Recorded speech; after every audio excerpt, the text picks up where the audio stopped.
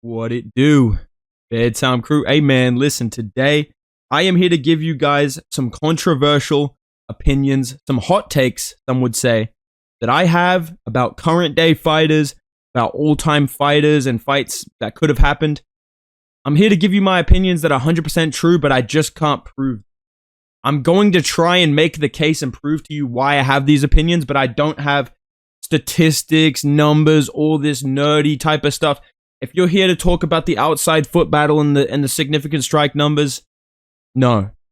I'm going to refuse to elaborate. You're just completely wrong if you disagree with me. These are 100% true and real.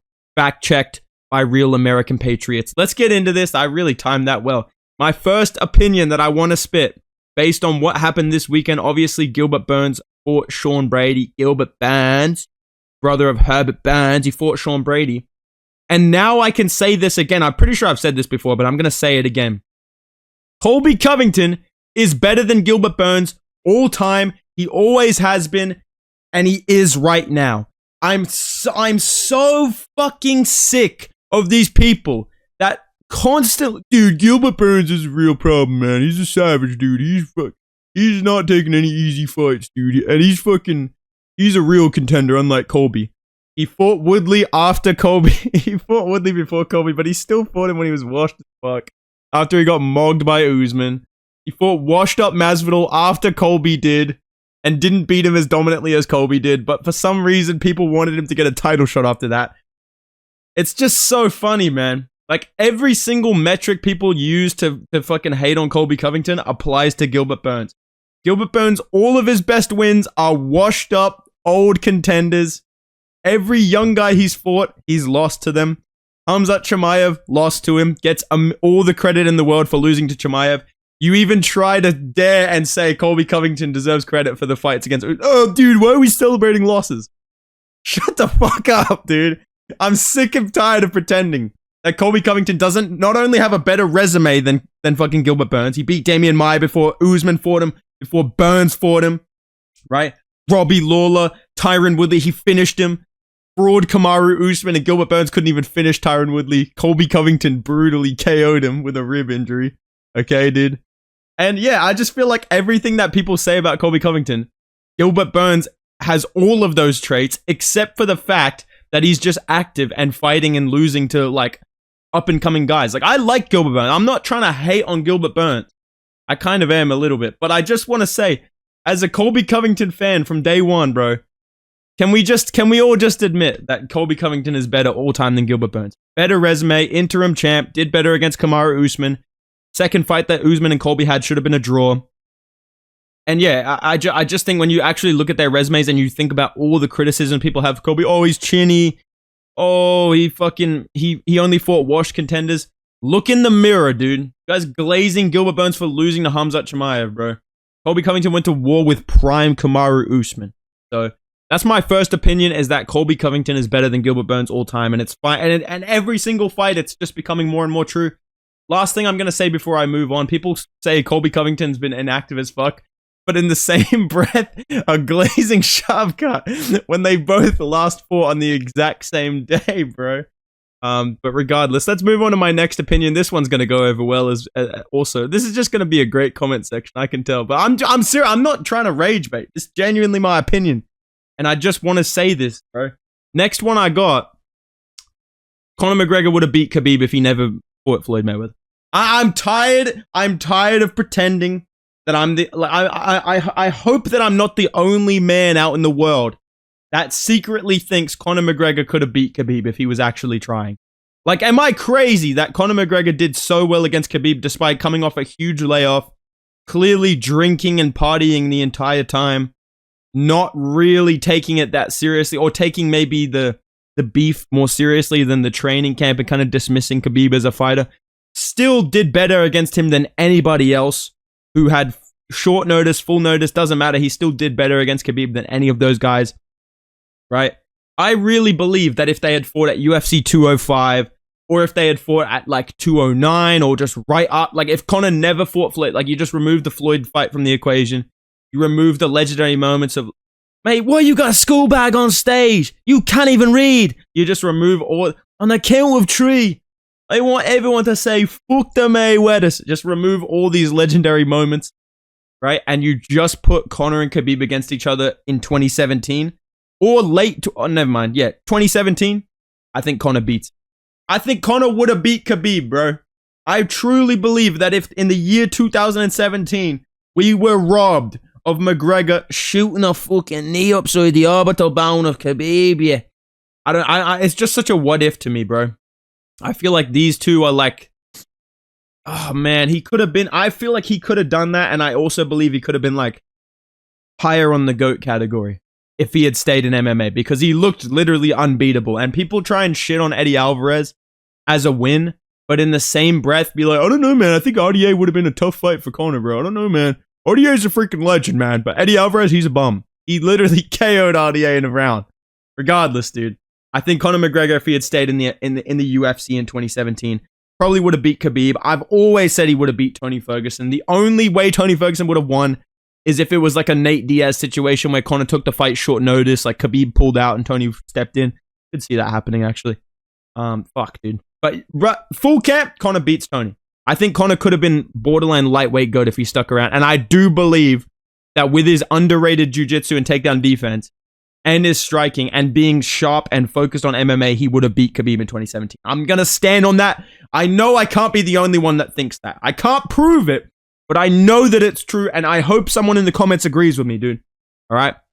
Let's move on to a present-day take. I'm just looking at the names on the screen and just realizing, like, people are going to hate this video so much. I don't care, bro. I don't care, dude. I want to talk about my opinions, bro. This is what my channel's for, and you know what? I'm about to say it. I'm about to say it.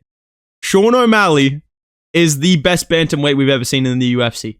He's not the bantamweight GOAT yet, but I know I just know he would whoop Dominic Cruz. I know he'd whoop Dominic Cruz if they fought in their primes.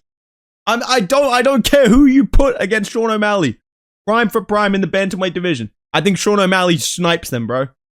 I'm sorry, dude. I'm sorry. After seeing him fucking like smoke Aljo, basically, like, I know that Aljo apparently won round one with like little calf kicks and some punches against the fence. And Petr Yan had a tough fight with him. Who hasn't had a hard fight against Petr Yan? Even Marab, like the 50-45, it's still a competitive matchup in every single round, right?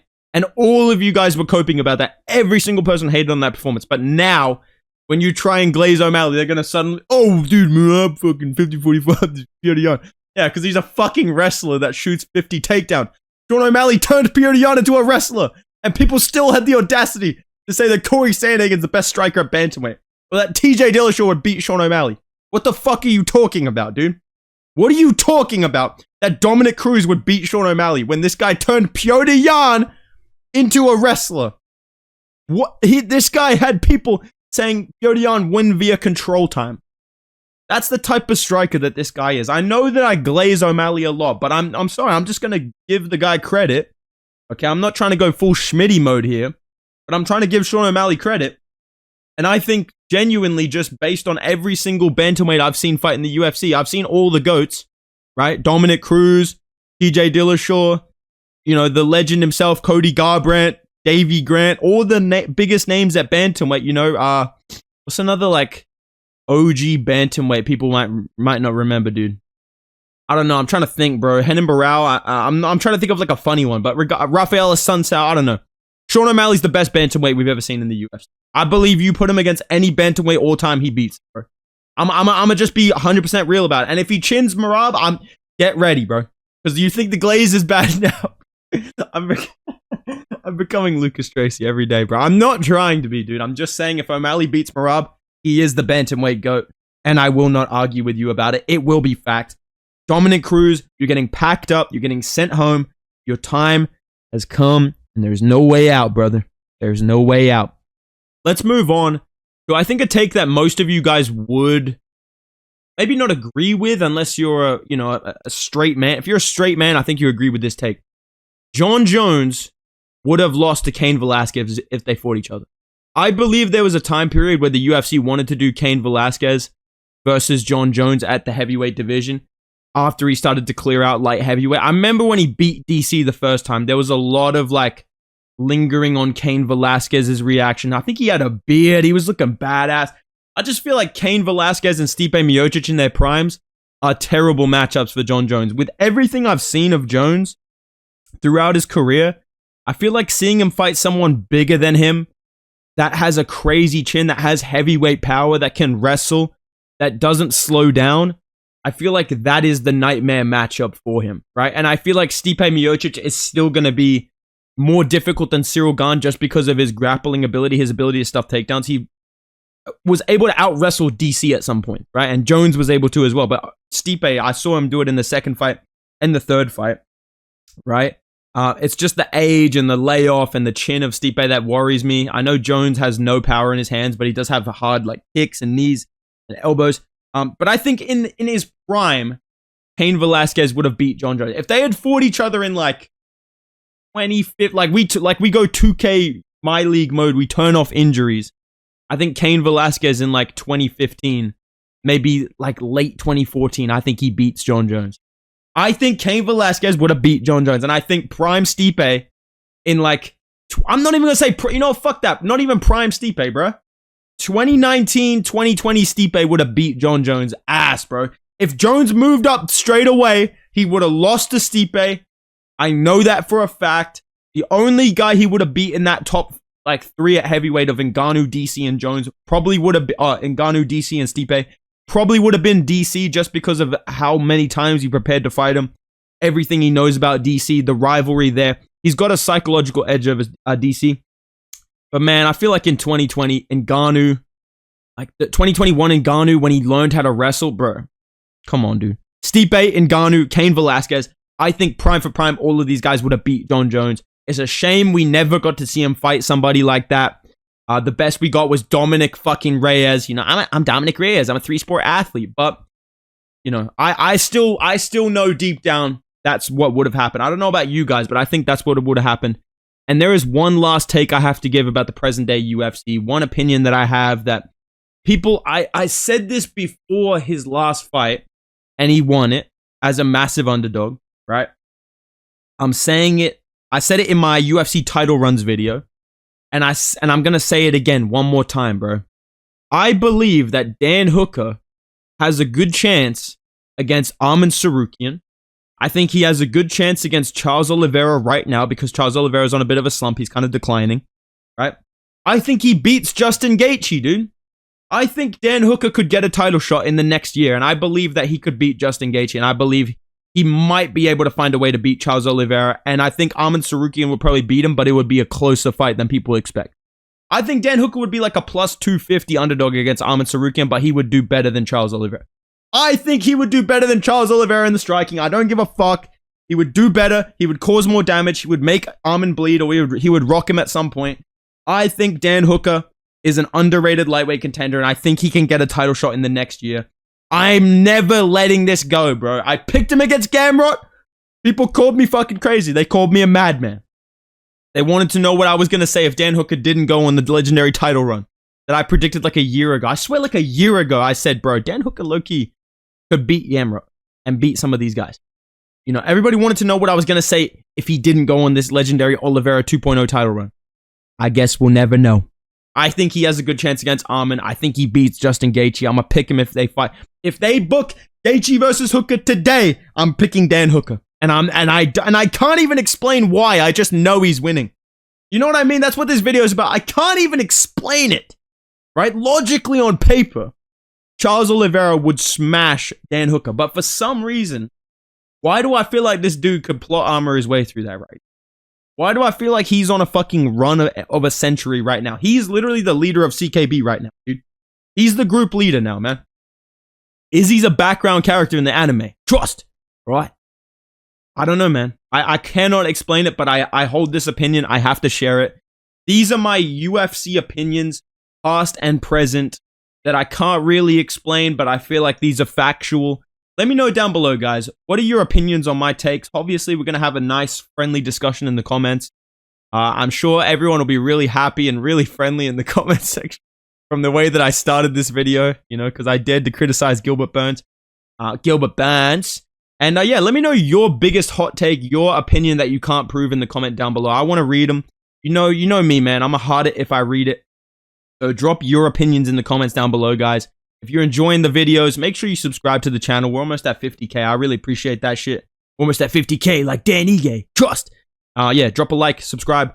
Follow me on Instagram and Twitter at Bedtime MMA. I'm going to go live this week for sure. We'll watch my fight and we'll play some UFC 5. But yeah, man. Have a good one, boys. Goodbye.